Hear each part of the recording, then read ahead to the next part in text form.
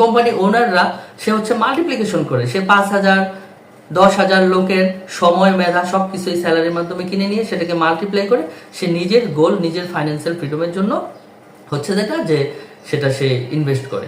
এখন এই স্যালারি ছাড়া তো চলা সম্ভব না। আসলে আমরা সবাই মনে করি I was a drug addicted because আমি 12 বছর জব করছি, আমি স্যালারি ছাড়া চলতে পারতাম না। 1 মাস তো দূরের কথা, কোনো 1 মাসে যদি স্যালারি 5 দিন দেরি হতো, ওই 5 দিন চলা খুব কঠিন হয়ে যেত। এই পরিমাণে ড্রাগ এডিক্টেড আমি ছিলাম, কিন্তু আমি স্যালারির এই ড্রাগ থেকে বের হয়ে আসছি। অনেক কষ্ট হয়েছে, that was the most toughest part of my life. Salary ছাড়া চলতে শিখতে হবে এবং এটাই হচ্ছে একজন এন্টারপ্রেনারের প্রাইম কন্ডিশন।